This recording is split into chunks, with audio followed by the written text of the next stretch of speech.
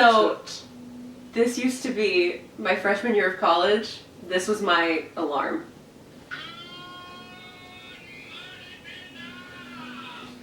So would you say you have like a personal connection to this movie, or? Hi friends, welcome back to my channel and my ongoing quest to review every single movie Robin Williams has ever appeared in. This is the first review of 2021 and the first review I have with a guest. This is my podcast co-host and best buddy, Dillon Davis. Yo, what's going on? And today we are chatting about 1987/1988 in wide release. The first big Robin Williams movie, Good Morning, Vietnam, directed by Barry Levinson, who would later win an Oscar for directing Rain Man the next year. The movie stars Robin Williams as Adrian Cronauer, the DJ for the Armed Forces radio station in Saigon during the Vietnam War, also starring small child Forrest Whitaker, and not Joe Pesci. Yeah. Photo-negative Edward Norton. Poor man's Edward Norton, Joe Pesci, Kiki. Some weird hybrid of aggressive short guy. This film is technically based off the life of the real man Adrian Cronauer. Oh, so this is a real story. Based on true events? If you've seen the film, good. If you haven't seen the film, get on it. But the only things that happened in the film that actually happened were him having the radio show, him being there when that bomb went off, and then like trying to report on it and getting blocked. Okay. Paramount was supposed to pick up the project initially, but they wanted it to be just a strict comedy. Okay. And when it wasn't, they wouldn't pick it up. So it got shipped to ex-Paramount executive Jeffrey Katzenberg, who would go on to be the executive producer of DreamWorks and produce such great films as Chicken Run. Oh, Chicken Run. Robin said that they obviously took dramatic license with Adrian's character because he never did anything crazy. Right. Robin and Adrian Cronauer did not meet officially until the film had wrapped and premiered. Huh.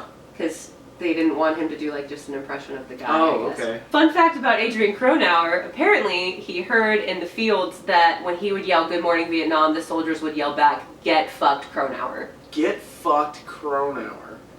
That's and give him like the same energy, be like, Get fucked Cronauer! I love that. That's what I want my shirt to say. Honestly, yeah. While we were watching this movie, I purchased a custom-made Cronauer name patch. With a fit on the fly while we were watching. When directing this movie, Barry Levinson was frequently asked why he would do a movie with Robin Williams because it wasn't going to work. What? Yeah. But why? Because he had just done flop after flop after flop. Oh, so he's kind of considered box office poison by this point. Basically, yes. As a leading man, anyway. As a leading man. Until they see Aladdin, I tell you. The trailer was cut and rushed into theaters in the summer of 1987 before principal photography even started. So good in that. He plays a genie. Have you guys seen it? Aladdin? Disney's Aladdin? No. It's got such songs as So You Don't Get Demonetized. A Friend, that's me. I'm not going to get demonetized I'm not even monetized right now. They rushed the trailer out before the movie had even started officially filming, but Barry Levinson said as soon as he saw Robin perform the scene, he had like total confidence that it was going to be completely okay. And songs like I've Got Big Gold Bands and A Little Goatee. It's my favorite song from the songs like Iranian Mornings. If you like the way this review is already derailed, you should check out our podcast because it's basically... I'm trying to make comedy, okay? I know, and we love it. So the film was not shot in Saigon. They shot it in Bangkok, where it would frequently heighten past 110 degrees. Ugh. And children in the streets would run up to Rabin Williams. Rabin Williams. I'm an oil salesman at Louisiana. Is that one of the characters from this movie? Rabin Williams! Kids would like run up to him in the street and grab his hairy arms and call him Ling, which means monkey. I was going to ask Isn't that so cute? It is very cute, but also I feel bad. I know. That is one of the things I always notice. But if you'll see, he's in good company. I too have Ling arms. We'll probably get into this when we talk about the movie, but one of my favorite things watching these is watching other people react to Robin Williams being Robin Williams. Yeah. Children especially. Like, I don't know. They look with enraptured delight. It's the only time I'm okay with kids. The radio show bits in total only make up about 12 minutes of this movie. Right. They're all I remember, though. I know, that's really all you do remember. Which, that says They filmed them all over like 3 days. Okay. And Robin would keep coming in the next day and be like, hey, I hated what I did yesterday, can we redo it, I'll pay for it. Whoa. Yeah, and they would be like, dude, what you're doing is fucking brilliant. And he was like, no, it sucks. Oh, damn. But they think it was because he was like performing for no one. Like their crew was mostly Thai and didn't speak English, so they didn't know what he was saying. One day they brought in a live audience like in a separate room, and they tried to transmit their laughter into his headphones to see if that would help him. Yeah. And at first it did, but then they had to keep hearing like the same bits over and over since they kept doing the same takes, and then it didn't work after that. Yeah. He loved everything about making this movie. He was also getting close to his second wife, Marsha, while this movie was being filmed. Marsha. What's her last name? Graces? If that's right, I am scared of myself. See, I tested you, and I don't know if you passed or not. I think I'm gonna have to look it up. Marsha Graces! Marsha Graces. Woo woo! This is a great fucking movie. It is fun. It's a lot of fun. The first Vietnam movie, I know I said this a lot during watching it. This is like the first Vietnam movie that didn't have CCR at the beginning, middle, and third act. True. Watching this, a lot of these shots, I was like, Forrest Gump Forrest Gump has some explaining to do. They really do. Honestly. Yeah. It's not a perfect film. No. There are definitely things that could have been cut. Mm-hmm. And Most of the art student film shots. Yeah. There's a lot of filmmaking techniques in this that are very like violence over happy music, which we've all seen 1,000 times and will continue to see for the rest of our lives as long as there are straight white men in film school. It affected me though. Well, the first one did. The first one. Then how many times they do it? 3 times? At least. Yes. Yeah, the first time was the only one that stayed with me. After that, I started to get a little annoyed. There's also a romantic subplot between Robin Williams' character and this completely random Vietnamese girl who he stalks. Yep.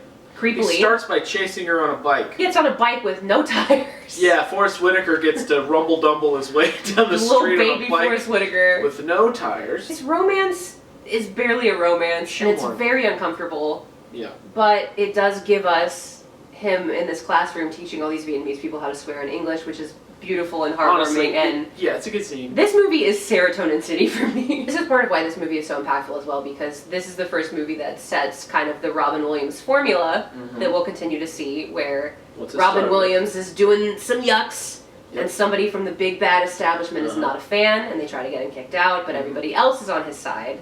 Little One Flew Over the Cuckoo's Nest for him for the rest of his career. Yeah. Yeah, and then and in all of his most major films, not all, but probably most. And then like something happens, and then it ends up like wraps up in kind of a melancholy, bittersweet way. I like all of these movies. Yeah. I could not fucking stand the big bad establishment lieutenant in this. No, I wrote a quote. He said, "Comedy is a hobby of mine." He said that with confidence into the camera. As someone who does comedy, I get really tired of hearing people tell me they could do what I do. Yes. When I know they can't. And this guy just screamed that at me for, 90 minutes? Basically, yeah. It's 2 hours, actually. It's 2 hours and 1 minute, I think. Didn't feel like it. Honestly, yes. That's another compliment for this movie. I've been watching only hour-and-a-half comedies that feel like they're 3 hours for the past 3 weeks. And this is the first 2-hour movie that felt like an hour and a half. I know. Yeah. Typed in my notes, the Proud Boy Joe Pesci is insufferable. Proud Boy Joe Pesci. Yeah, he says a lot No of offense things. to Joe Pesci. No, all offense to the Proud Boys. Yes. The only scene I enjoyed was the scene where he tries to take over the radio hour and just bombs. Oh but yeah, only it felt because he so bombs. cathartic. Yeah. I was like, yeah, you fucking deserve this, dude. The only other thing that's really cringe to me is obviously we're still in the late 80s. Yeah. So there's a handful of jokes that are questionable. But ultimately, Robin Williams' character does fully headbutt a racist in a bar. Yeah, which pretty is cool. Chef's kiss. If Robin Williams was alive in 2020, the ACAB jokes he would give us, they would be very fast. They would be so good! This is a movie where he's reaching across barriers and making people who don't speak the same language as him laugh. Yeah, it was amazing to watch someone who you could tell just from the actors they picked and the extras they picked, there was a language barrier, and to watch him entertain people without words or just with cadence. It was like a nice little comedy lesson. It was like going back to going to comedy college, and we just sat and watched our professor make people laugh. It was cool. Yeah, Professor Williams. Don't make me cry! Okay, alright, I'll try not to. This movie is probably so impactful because this is the first time so far in his career outside of stand-up that Robin's energy and talent and everything that he is good at, dramatic, funny, voices, impressions, like it's all been streamlined into the perfect setup. As soon as this movie hit early previews, everybody was immediately like gushing over how brilliant he was in this. Somebody said he was floating down the stream of his own manic consciousness, which I love. Accurate. Performance was full of comedy, but the work of an accomplished actor. Right. Film was the 4th highest grossing of 1988 after it finally came out. Wow. He won the Golden Globe for Best Actor in a Comedy. He was hosting SNL the night that he won, though, so he was not there to accept. Oh, man. And this was his first Oscar nomination as well. Way to go, Robin. I know. He lost to Michael Douglas in Wall Street. Haven't seen Wall Street. I have not also Can't. seen Wall Street. I do not know that I'm going to go out of my way to see Wall Street. I don't think I will. I'll just watch Michael Douglas I've been to a church sermon on Wall Street. I don't need to see the movie. We all know those are super fair and balanced. I hate Wall Street, so anyway. The movie or the Yes. like concept? Uh-huh. Okay. If you have not already seen this movie, what the fuck are you doing? Yeah, But you should watch it. if you have Cinemax, you can watch it for free on Hulu and Prime. If you don't have Cinemax, you can rent it on Prime. You can also rent it on Vudu. I'm sure there's other places you can find it. Absolutely recommend it. This is so far the first one that has taken over the Survivors. Now I haven't watched with volume your videos, but I have on YouTube watched the thumbnails, and I couldn't tell your tone, so I just assumed they were all winners. But I should have like actually read the subtitles. No, the past couple are Just real- eeks because like I just kept seeing movies I liked less than the one that I thought was going to be the first one I saw, and I was like, should I just get a Survivors tattoo on my ass? But now it looks like I won't have to. Maybe I'll get it. I don't think I will get it. Good Morning Vietnam on your ass? That's such a terrible thing to put on your butt. No, I was. Why would you put that on your butt? I don't know. It should go somewhere else. It I'm not going to should. get a tattoo of that. So don't you worry. I'm just going to make a shirt Oh, I'm sure they were worried. and I'll show it off on the channel at some point. Check out my stuff in the description that has our podcast. Oh with yeah, Good you Survivor support mispronounced in it. time mouse. I fucking... I have another podcast that's called The Time Machine. I have a special announcement coming for that, like probably later this month, so check that out. There's also donation links to Third Coast Comedy Club where we both performed once upon a December. Don't know if the stray cats will ever get to go drink the sweet milk of comedy again. Have y'all seen Aristocats? No, Robin Williams is great as the lawyer in the Aristocats. This is probably going to be the funniest reviews. Next week, boy. I will be looking at Robin Williams' first uncredited cameo Ooh. in a film called The Adventures of... Baron Munchausen. Thank you. The reviews are terrible, but he plays the King of the Moon, and I think that might make my serotonin just pop off like a motherfucker. I love Robin Williams. Wish I could have met him. I would Okay. have done that. All right, I'll see y'all next time. I won't, but it was fun to be here. Yes! Yeah. Yep.